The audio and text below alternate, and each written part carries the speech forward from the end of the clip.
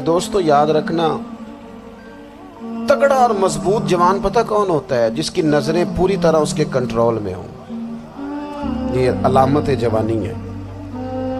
جس آدمی کا پوری طرح، دو لوگ دنیا میں کبھی کوئی کارنامہ سر انجام نہیں دے سکتے، ایک جو حرام کھاتا ہو، ایک جس کی نظر ناپاک ہو۔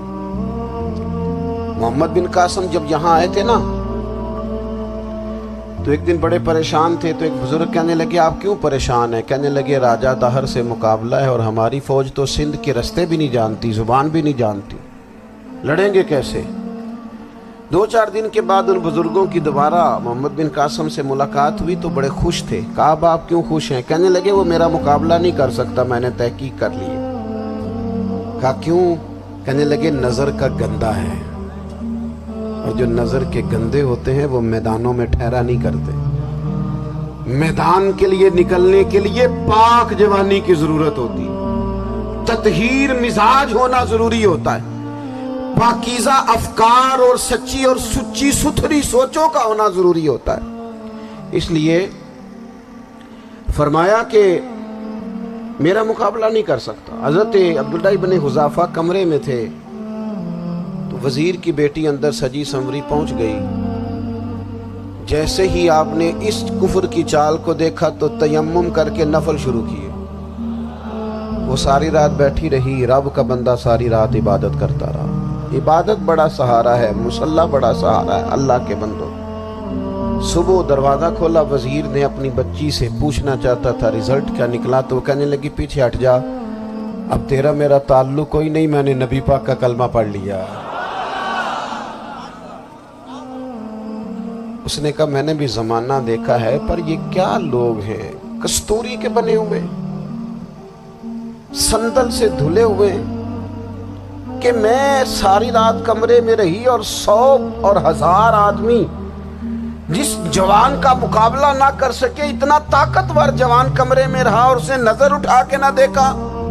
وہ کچا رنگے للاری والا جڑا چڑھدا تے لیندا رہندا ہے، اے عشق تیرے دا رنگ محمد چڑھیا پھر نہیں لیندا۔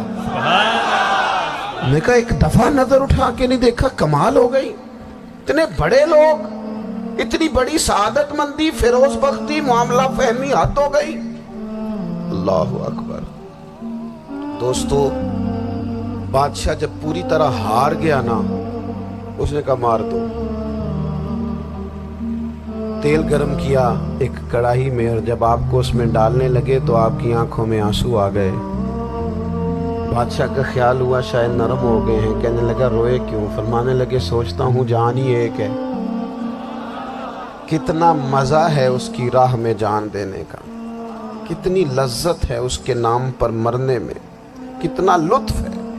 جے تو چڑھیا اتے دار بھی نہیں، تے جے تو وکیا عشق بازار بھی نہیں، تے ایڈا سستا سودا پیار بھی نہیں، تے ایڈا سستا لبدا یار بھی نہیں۔ کئی جنگل گانے پیندے نہیں، کئی دوزخ لنگنے پیندے نہیں، جے اس ملوں بھی مل جاوے، ایدو سستا ہور بپار بھی نہیں۔ تے کچھ سمجھ نہ آوے لوکاں نوں وہ کادے نال شہید کرے، ڈٹھی یار دے ہاتھ تلوار بھی نہیں، پر او دا خالی جاندہ وار بھی نہیں۔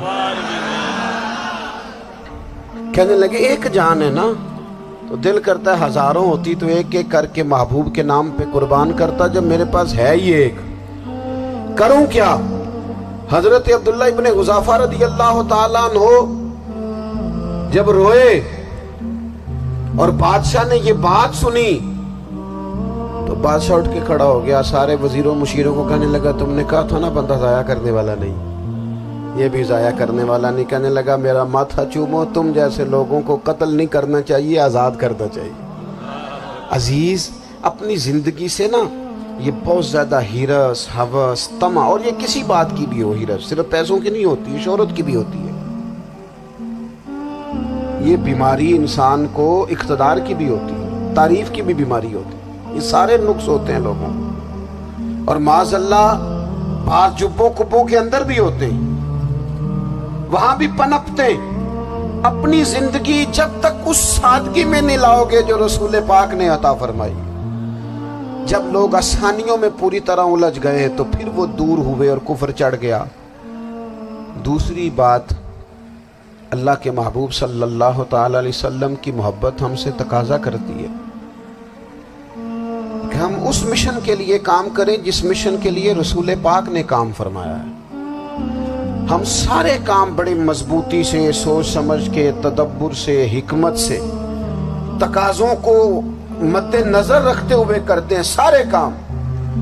دین کے کام میں ہمارا مزاج نہیں ہوتا، او ہو جائے گا جی، آپ بسم اللہ پڑھیں جی، شروع کریں جی۔ آپ تقاضوں کو سمجھیں، چیزوں کو دبائیں نہیں، چیزوں پر غور کریں۔ کسی کے ذہن کی سطح پر سوال ابھرتا ہے، اس کا تسلی بخش جواب دیں۔ اپنی زندگی میں دین کے کام کے لیے اپنے آپ کو وقف کریں، اور دین کے کام کے بہت سارے پہلو ہیں۔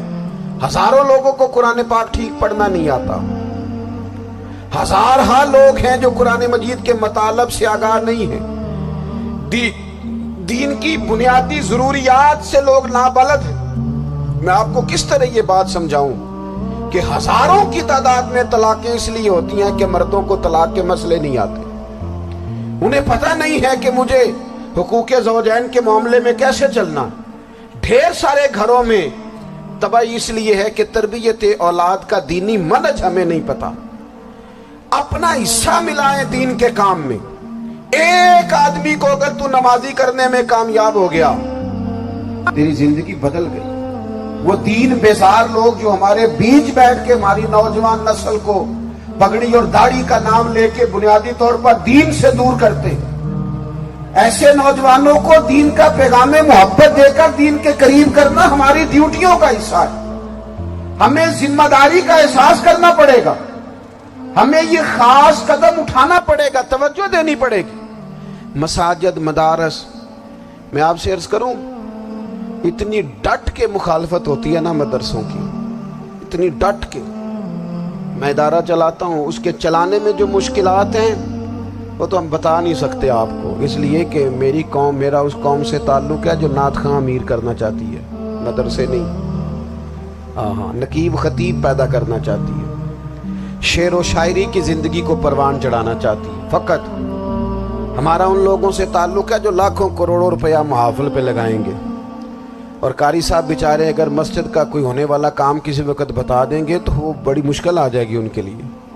یہ کیسے ہو سکتا ہے، آپ نے یہ ڈیوٹی بتا دی۔ مدارس اور جتنا اہم رول دین کو پھیلانے میں مدارس اسلامیہ کا ہے، اتنی زبردست، لوگوں کا خیال ہوتا ہے میری طرح کے لوگ شاید کام کرتے ہیں، ڈیوٹی کرتے ہیں۔ یہ 10-15 لوگ آپ کو نظر آتے ہیں جو آپ کو کہیں میڈیا پر یا ادھر ادھر ڈیوٹی کرتے، مخلص لوگ اپنی جگہ پہ وہ بھی بڑا ہی کام کر رہے ہیں، جو میڈیا پہ آ کے بھی اخلاص سے اور درد دل سے کو دین کی، ان کی بھی کسی بات کی حوصلہ شکنی نہیں۔ لیکن ہزارہا اساتذہ جو مدارس میں بیٹھ کے پڑھاتے ہیں، جنہوں نے وہ سارے لوگ تیار، آپ سمجھ نہیں سکتے کتنا بڑا کام۔ حفظ کا استاد جو ہوتا ہے نا، اس کی ڈیوٹی 24 گھنٹے ہوتی ہے، فجر سے پہلے، اور اس نے بچوں کو اٹھانا۔ تنخواہ تو ہم انہیں دینا نہیں نہ چاہتے جی، تنخواہ نہیں دے دی انہوں نے، ہمیں مولوی امیر نہ ہو جانا۔